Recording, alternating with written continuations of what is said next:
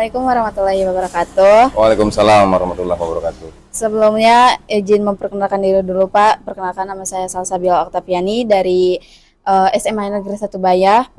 Izin mewawancarai tugas bahasa Indonesia tentang teks biografi. Jadi di sini saya milih Bapak sebagai motivasi. Sebelumnya boleh memperkenalkan diri dulu. Ya, perkenalkan nama saya Wisnu Wirandi. Saya bekerja di SK tugas itu sebagai ASN ya, di SMP Negeri 1 Ciuber. Kemudian juga saya mengajar selaku dosen di Universitas Budi Keras Bintung, Kampus Baya, dan di UT, Universitas Terbuka sebagai tutor online. Izin bertanya, bagaimana latar belakang hidup Bapak? Latar belakang hidup apa nih? Tentang apa nih? Apa aja bebas, ya. Berarti dari pendidikan dulu deh ya. Ya. Pendidikan saya SD di SDN Cipatok 1 karena saya lahir di sana. Ya. Kemudian SMP juga di SMP 1 Ciuber, tempat saya bekerja sekarang. Jadi alma mater saya, jadi saya bekerja di situ juga. Kemudian SMA saya juga di SMA 1 Ciuber karena saya asli Cikotok ya sebetulnya. Karena sekarang ini domisili di Cimampang, ini baru sekitar 2 sampai berapa tahun? 3 tahun gitu, apa 4 tahun lah sekitar itu. Kemudian saya melanjutkan S1 di Bandung, di Sekolah Tinggi Seni Indonesia Bandung, ambil jurusan karawitan saat itu. Selesai tahun 2013 saya. Tahun 2016 saya melanjutkan kembali studi S2 pasca sarjana masih di Bandung, itu di Institut Seni Budaya Indonesia Bandung. Saya ambil pengkajian dan penciptaan seni begitu. Oh iya, sebelum lahirnya ya, saya kelahiran sebetulnya masih kategori muda, masih kepala 3. Tahun 1991, 2 Januari 1991 itu tanggal lahir saya. Kemudian apalagi? Saya sudah punya anak 1, istri baru 1. Apalagi? Iya. Makanya tentang latar belakang mah. Lanjut pertanyaan selanjutnya aja. Bagaimana perjalanan hidup Bapak? Perjalanan hidup saya sebetulnya dalam hal apa nih, karir dulu ya mungkin ya, dalam hal karir. Ya secara umum kehidupan seseorang pasti saya kira akan berbeda ya secara ini. Tapi memang ada sebuah hal yang perlu kita garis bawahi bahwa ketika kita bersungguh-sungguh ingin mencapai sesuatu itu pasti terlaksana gitu. Nah, kembali ke pertanyaan bahwa karir saya bermula sejak tahun 2013 sebetulnya saya lulus S1.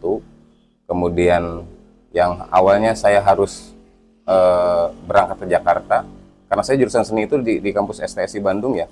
Itu kampusnya Sule gitu. Jadi ada base camp di Jakarta, anak-anak S1, anak-anak karawitan, saya itu anak-anak musik untuk main di Opera Van Java. Nah, saya udah tanda kontrak gitu untuk berangkat ke sana, tapi Allah ternyata berkehendak lain.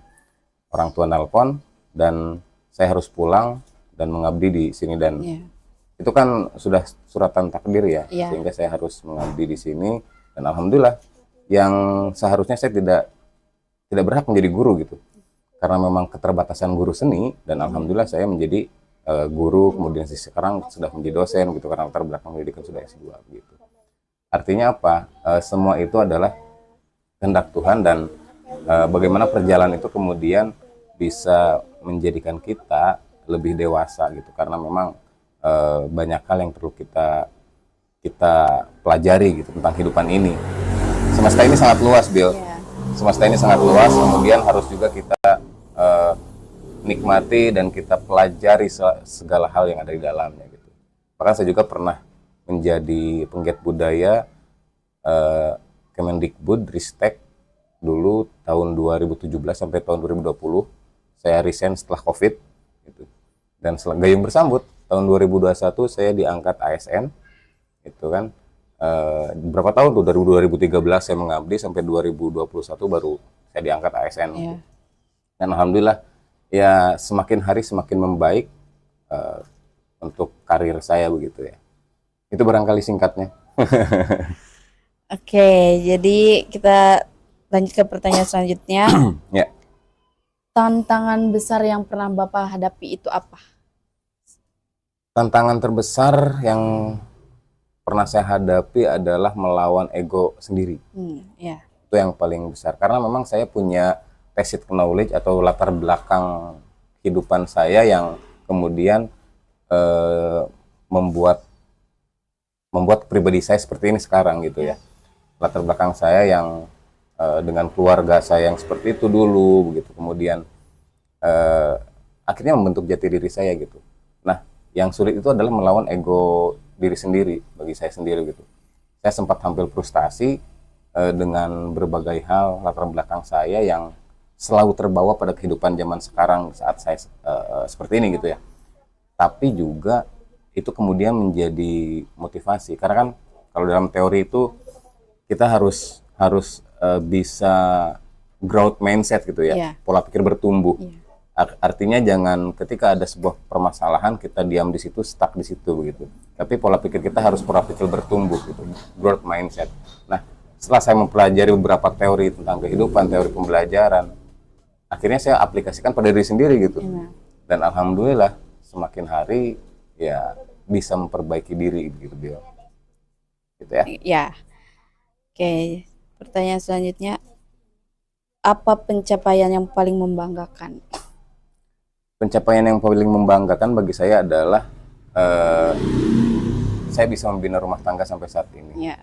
Iya, Ya. itu yang paling paling Iya. paling luar biasa loh. Saya bisa ngurus anak, saya bisa mendidik anak, saya menjadi seorang ayah. Itu yang paling membanggakan bagi saya. Iya.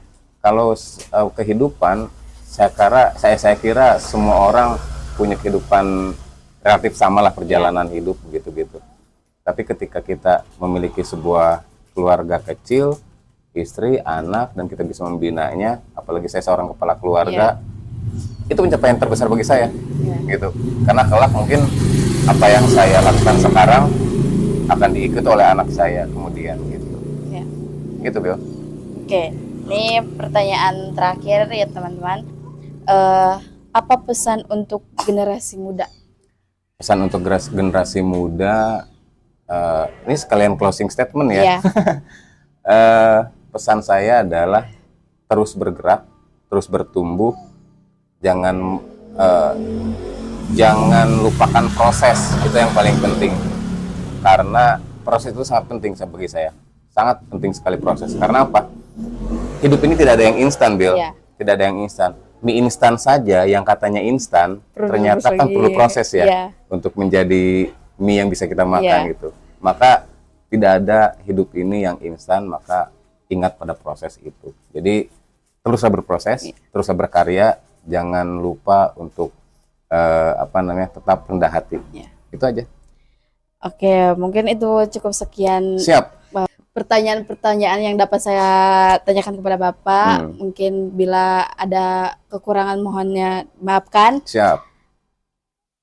Terima kasih sudah meluangkan waktunya untuk saya. Mungkin cukup sekian. Siap. Assalamualaikum warahmatullahi wabarakatuh. Waalaikumsalam warahmatullahi wabarakatuh.